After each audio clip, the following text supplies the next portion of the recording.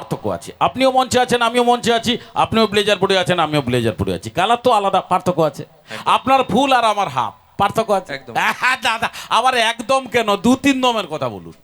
কেননা আমরা ছোটবেলায় বাজার থেকে নতুন আলু কিনে নিয়ে এসে বাড়িতে দম বানিয়ে খেতাম, আর এখন বাজারে গেলে সেখানে আলুর দাম শুনলেই দম বেরিয়ে যাচ্ছে।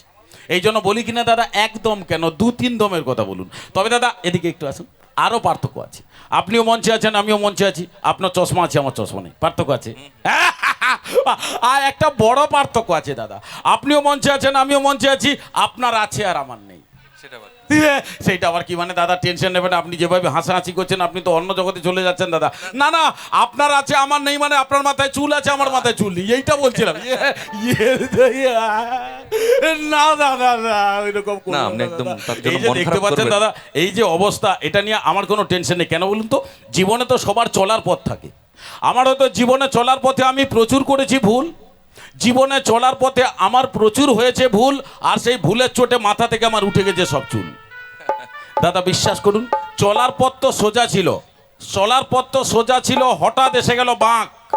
চলার পথ তো সোজা ছিল, হঠাৎ এসে গেল বাঁক, আর ইচ্ছে করছিল সেই বাঁকে ঘষে নিতে আমার টাক।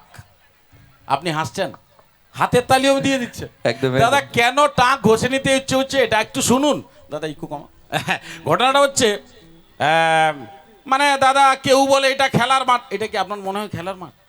কেউ বলে এটা খেলার মাঠ, কেউ বলে ফুটবল, কেউ বলে এটা খেলার মাঠ, কেউ বলে ফুটবল, কেউ বলে না রে ভাই এটা তো পিতলের গামলা, বাড়ি নিয়ে পালিয়ে চল, এটা পিতলের গামলা। দাদা কত টেনশন, শুধু এটা নয়, এটা তো অনুষ্ঠানে কথা বললাম, এবার আমার বাড়ির কথা বলছি শুনুন। আমার বউ কি বলে এটাকে, বউ বলে ডিসেন্টিনা, দরকার নেই আর কেবিল। বৌদি এটা ডিসেন্টিনা কি, আরো হাসা ট, এটা একটা ব্যবহার। ঠাকুমা কি করবা গা? দাদা বউ বলে এটা ডিসেন্টিনা, দরকার নেই আর কেবিল, আর বন্ধুরা বলে না বৌদি এর উপরে ভাত থালা রাখবো, এটা তো ডাইনিং টেবিল, এটা ডাইনিং টেবিল। কত টেনশনে আছে, আজকে টেনশন নাই কেন বলুন তো? আপনার মতো সঙ্গীত শিল্পীর কাছ থেকে গান শুনছি, ভগবান সমৃদ্ধ দর্শক পেয়েছি, আজকের এই অনুষ্ঠান মঞ্চ পেয়েছি, দারুণ পরিবেশ পেয়েছি, সুন্দর এলাকায় এক রাতের কিছু সময় অনুষ্ঠান